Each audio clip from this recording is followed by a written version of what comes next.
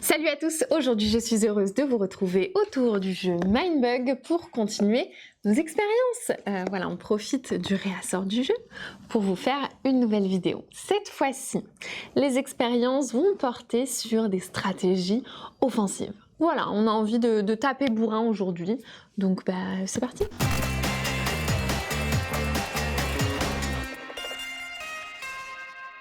Avant de rentrer dans les cas pratiques, petit conseil préambule, là on va être sur des stratégies offensives assez bourrines. Faites bien attention, toujours faire bien attention avec Mindbug parce que une carte très forte de notre jeu peut aussi se retourner contre nous si l'adversaire a des Mindbugs par exemple. Donc voilà, on peut attaquer bourrin, mais on fait attention, ok ?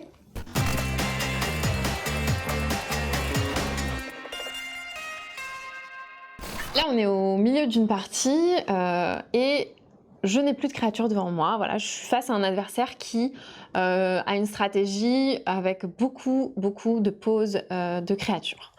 Mais moi, ça m'arrange un peu en fait, le fait de ne plus avoir de créatures, puisque dans ma main, depuis quelques temps, j'ai l'hydre escargot qui me permet de détruire une créature lorsque j'attaque avec celui-ci, si j'ai moins de créatures que mon adversaire. Ce qui serait le cas dans cette configuration présente. Donc, l'hydre escargot, il est assez puissant dans cette configuration, mais assez puissant de façon globale. Il a 9 de puissance. Quand je vais l'utiliser, eh bien, il va à la fois détruire une créature en attaque et à la fois détruire une créature grâce à son pouvoir. Donc, c'est hyper offensif.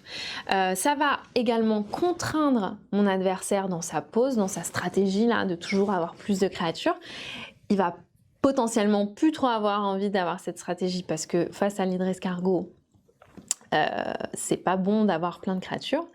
Et en plus, c'est évident qu'il faut que je joue l'hydre escargot parce que c'est le seul moyen que j'ai dans ma main pour détruire ce furtif qui risque d'être embêtant. Donc, je retourne la vapeur, j'avais un adversaire très offensif, et là, avec une seule créature, je lui mets une pression monstre.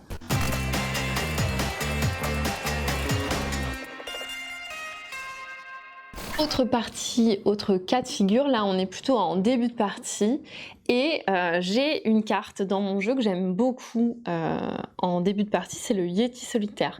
Il est aussi très utile quand on vient de se faire accabler, donc quand on n'a plus de créatures, un peu comme le cas précédent. Mais là, en début de partie, quand il est bien joué, le Yeti solitaire, il est extrêmement puissant, puisque c'est une créature qui va gagner 5 de puissance tant que c'est notre seule créature alliée. Donc là, pour l'instant, tant qu'il est tout seul, il est ultra fort, puisqu'il a 10 de puissance. Et en plus de cette puissance extrêmement importante, il a Coriace et Furie, qui sont quand même, faisons un petit point dessus, des capacités extrêmement fortes.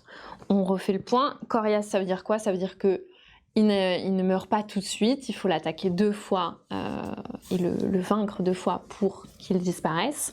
Et Fury, de la même manière, il attaque 2 fois, il n'attaque pas qu'une seule fois. Donc c'est très puissant.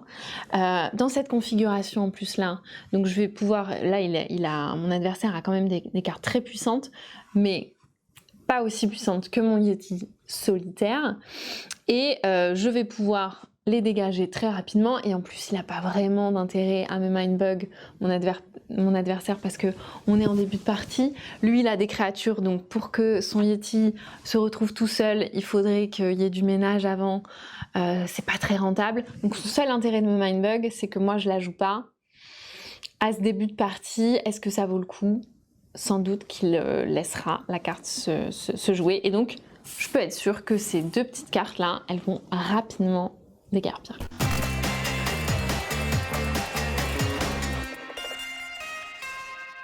Troisième cas, autre partie.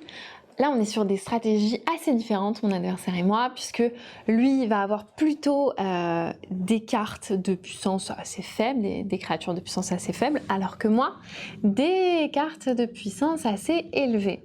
Et je l'ai fait exprès en fait, parce que j'ai envie de jouer mon ours abeille. Et mon ours abeille, il a la capacité de ne pas pouvoir être bloqué par des créatures de puissance 6 ou moins. Donc dans cette configuration-là, eh bien, mon adversaire ne peut pas bloquer les attaques de l'ours abeille, c'est-à-dire qu'il va prendre directement les dégâts. Il va directement perdre des points de vie. Voilà, il ne va pas pouvoir abandonner une créature en l'utilisant pour se défendre. Donc ça, c'est assez offensif de pouvoir directement attaquer son adversaire. Et puis en plus, dans cette configuration-là, moi j'ai fait exprès de me stuffer un peu en créature puissante pour que lui n'ait pas vraiment d'intérêt de me la mindbug, parce que moi je lui détruirai directement et il ne pourra pas profiter de son pouvoir assez puissant. Donc dans ce cas-là, on est sur de l'attaque bien vénère.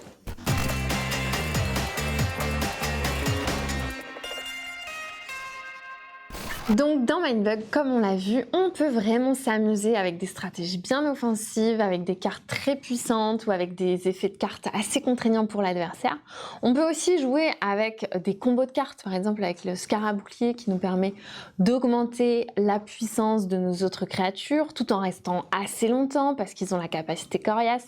Bref, il y a pas mal de choses à faire de ce côté-là, mais toujours faire très attention avec ces stratégies, comme je vous le disais au départ, ça peut très vite se retourner contre vous. Et c'est pas ça qu'on veut dans Mindbug. Donc voilà pour les stratégies offensives. J'espère que ça vous aura plu. On a d'autres expériences sur d'autres stratégies de jeu dans Mindbug. Je vous invite à regarder la playlist. Et puis je vous dis à bientôt pour de nouvelles vidéos. Ciao!